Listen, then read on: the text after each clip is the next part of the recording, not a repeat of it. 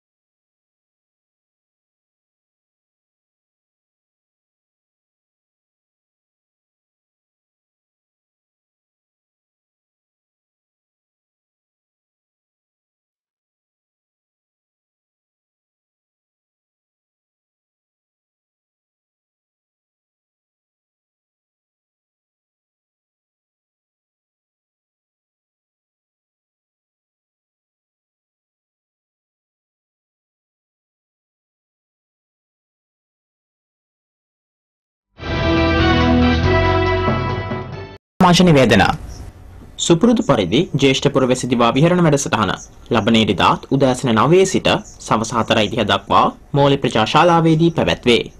සියලුම ජ්‍යෙෂ්ඨ පුරවැසියන්ට ආරාධනා. The Story of Sigiriya, a book launch will be held next week Sunday from 5:30 p.m. onwards at St. Scholastica's Community Centre, number 348, Burwood Highway, Burwood. We have a discussion with the author Senani Ponnamperuma. In our other Pilisandra segment, Satyajit Maitipige සම්මානනීය සිනමා සිත්තම බොරදිය පොකුණ මංගල දර්ශනය මේ 18 වනදා සවස් 4ට දැන්ඩිනොන් රෙඩිං සිනමා ශාලාවේදී සහ මැයි 25 වනදා සවස් 4ට එපින් රෙඩිං සිනමා ශාලාවේදී පැවැත්වේ. මෙම දර්ශනය වැඩිහිටියන් සඳහා පමණි.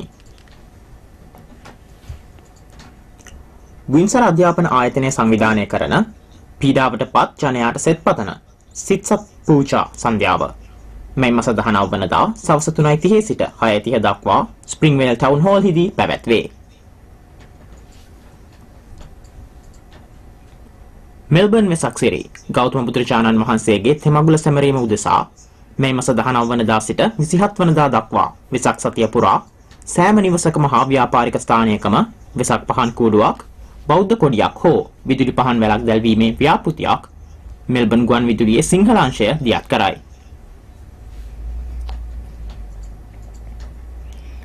උදාවන වෙසක් උත්සවය නිමිත්තෙන් විශේෂ වැඩසටහන් මාලාවක් මැයි 25 26 සහ ජූනි 1 වෙනිදා සහ 2 වෙනිදා දිනවල බෙරික් ශාක්‍යමුනි සම්බුද්ධ විහාරය මගින් සංවිධානය කෙරේ. සවස 6 සිට ආරම්භ වන මෙම බෞද්ධ මංගල්‍ය අංක 125 හැම්ස්ටඩ් රෝඩ් බෙරික් හිදී පැවැත්වේ. මෙම උත්සවයට අකුසල් කළ වුන් දුක් විඳින අපාය ප්‍රදර්ශනයක් සහ අසිරිමත් ධාතු වන්දනාවක් ඇතුළත් වේ.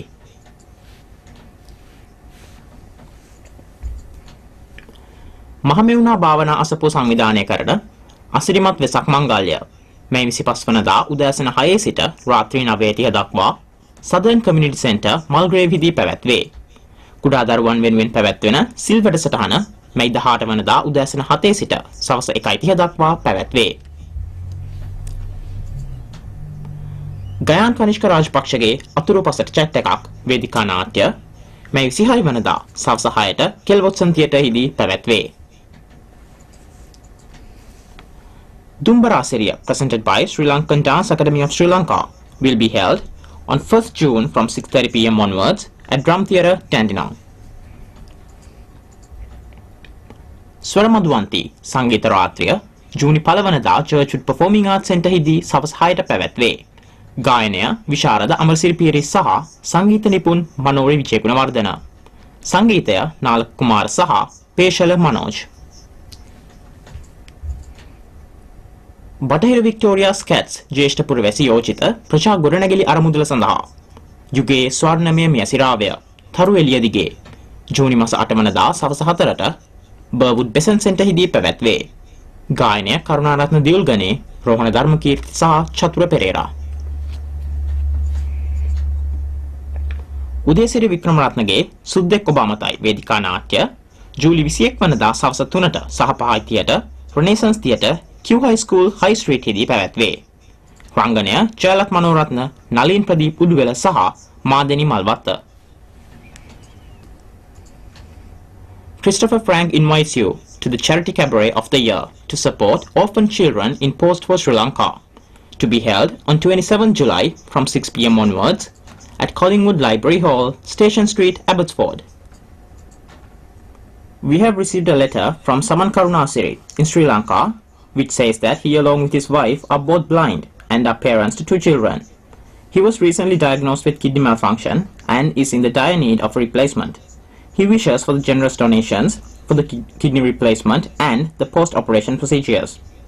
Those who wish to help, please contact Kumari Lenarachi in Melbourne, 9758 5760.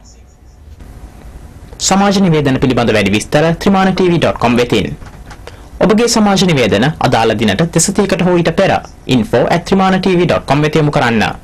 ලංකාවේ අලුත්ම පුවත් සඳහා trimanatv.com වෙත යොමු වන්න. නැවත හමු වනතුරු ආයුබෝවන්.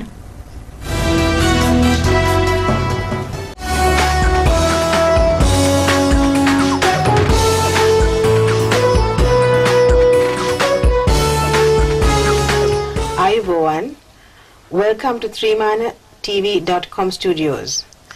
Today we have with us Senani Ponnamperuma. Senani is an IT professional turned author and his book is entitled The Story of Sigiriya. Welcome to the program, Senani. Thank you very much. Thank you for coming here today to speak to our viewers about your book. Now, you have written a story about Sigiriya. You come from a family of scientists. Your father, Felix Ponnamperuma, is a world-renowned soil scientist, And your uncle Cyril Ponnamperum, I don't think needs to be introduced to Sri Lankans. They all know that he worked at NASA. And you yourself are an IT professional. So how come the interest in history? From where did you get that interest in history? I've always been fascinated by history. My father had a large library of books about history. He had a large library of books about Sri Lankan history too. So as a kid I used to go through all his history books, and the fascination's always been there. So you've, very unusually for a boy, especially a boy, you've been interested in history and you've been reading up on it. Well, I used to be a boy who also wrote poetry, so bit different. Yes, it's good, I think. And you've written the story of Sigiriya. And what is the fascination with Sigiriya? Well, sigiriya is an extremely complex and beautiful site that I think is underrated in terms of its historical significance in Sri Lanka. And I just couldn't believe how beautiful it was, and that was the real fascination for it. And what do you mean by underrated? Well, people seem to think that, some of the Dagavas in Anuradhapura or the temples in Polonnaruwa are really significant, but Sigiriya is far more complex. It is far more exquisite in its architecture, in terms of its blending with nature, so on and so forth. Okay. And how did you come to write the book? What was the motivation to write the book? Well, about 6 years ago, I took my young family to Sri Lanka on a cultural tour. And I always tend to research before I go on these sorts of tours. So I started researching Sri Lankan history. And I acquired this huge dossier of information about it. And I was telling my children, I should really write a book about Sigiriya in particular. And my son turned around and said, well, don't talk about it, just do it. That's very forthright. Yes. And that was the motivation, that was the thing Yeah. that pushed you into Yeah. writing the book. Mm-hmm. And from what angle did you look at Sigiriya? What was the main focus of the book? Okay. When I first started writing the book, it was going to be a historic tome, very similar to what you can find out there today. But then I started thinking about it and trying to look at it from a tourist perspective.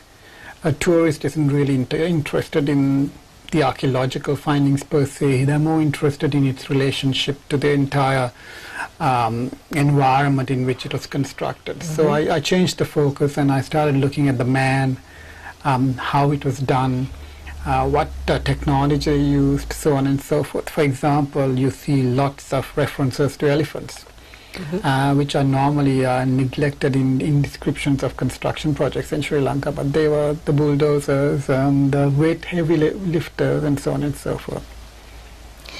And did you sort of stick with the Mahavansa story, or did you move away from the Mahavansa? Is it different to the Mahavansa story, or? Well, there are three predominantly different stories about Sigiriya. And after doing my extensive research, I think the bibliography in the book alone has something like 85 references, I have come to the conclusion that the Mahavamsa story is essentially correct. There's no historic evidence to really doubt what it's saying. And what were your other sources? You mentioned two other materials that on Sigiriya. Well, the major documents on Sigiriya are written by Paranavittana and by Senaka Bandaranayaka, are the two experts on Sigiriya. There are lots of other tomes too that you can find on the subject. And you agree more with the Mahavansa story than with any other theory that is being put forward by other people. So how did you acquire such a vast knowledge of Sigiriya? Well, as I said, my dad had a lot of books on Sri Lanka, and when I started writing about Sigiriya, I basically bought every single book that I could get my hands on about it. I also had access to the National Library of Australia, which has got an extensive range of books on Sri Lankan history. The internet is also a very good source. There have been people who have been very helpful. For example, Seneka Bandaranayake was very helpful in providing me with information and guiding me to sources that he was aware of. That's basically it. So, where did you get information about Kashyapa himself? Well, basically what one has got to do is look at the little gem of information we have in the Mahavamsa and start extrapolating the information across there. There is supporting evidence or tangential evidence elsewhere. For example, the way I decided how Kashyapa dressed was by looking at statues found in a temple in Arugambe. And there's also a statue in Valigama that were carved at about the same time. And that gives you an idea of what he wore, for example. Okay. So, I remember hearing as a child, my father was telling me this, that Zhou Enlai, the Chinese Prime Minister at that time, when he visited Sri Lanka, he had been taken to Sigiriya and had been told the story about Sigiriya being a fortress that Kashyapa had built to defend himself from his brother Mughal, from whom he was expecting an imminent invasion. And Zhou Enlai took one look at Sigiriya and said this could never have been a fortress. Do you agree with what he says? Yes, it wasn't a fortress. I think it was a citadel. Citadel, by what? By that you mean? Well, it was the protected environment of the royal entourage, but it wasn't built with heavy fortifications per se. There were moats and there were moats and there were ramparts, but it doesn't appear like they were heavily fortified to the extent that you'd expect from a fortress. Right, and so you agree with Mr. Zhou Enlai that it wasn't a fortress? Yes. And also, now that we know about 50 years ago, we didn't have the current excavations. Now they have brought out all the beautiful gardens and, the pleasure palaces and all that, the pleasure gardens of Sigiriya. So it was definitely intended for the king's enjoyment of his environment, of his kingdom.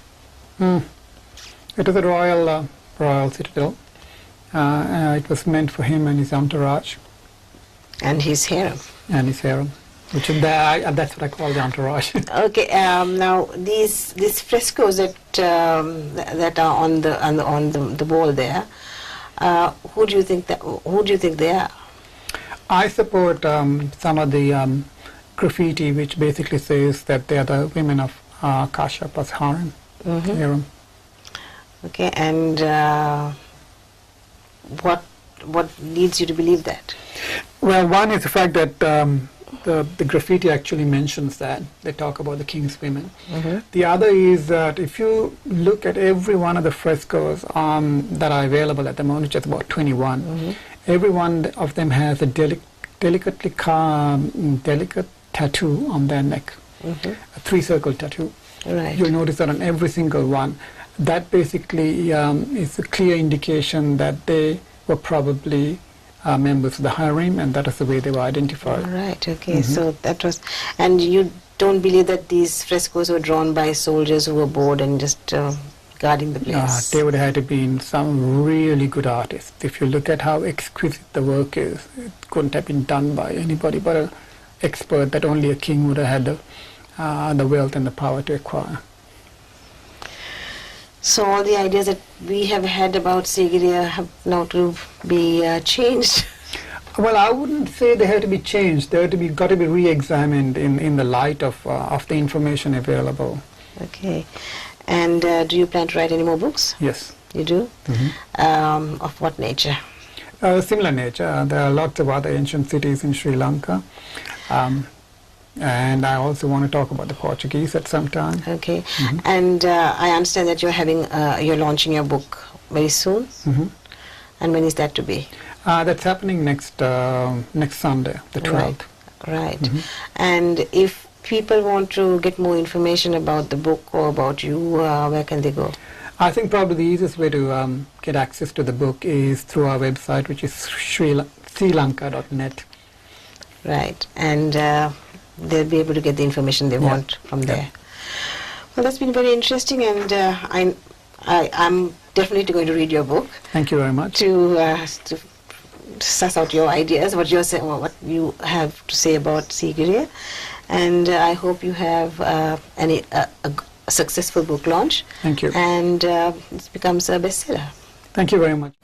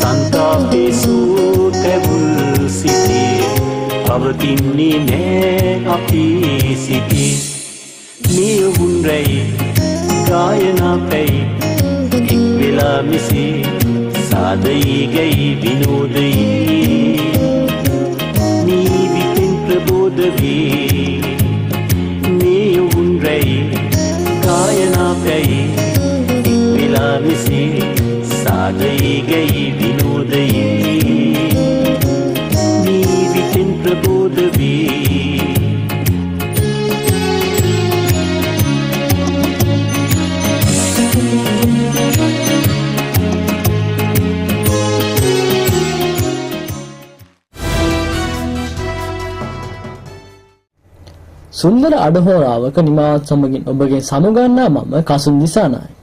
Mama Sasika Manukula Surya. නැවතත් හමුවෙමු ලබන ඉරිදා සවස් 3ට.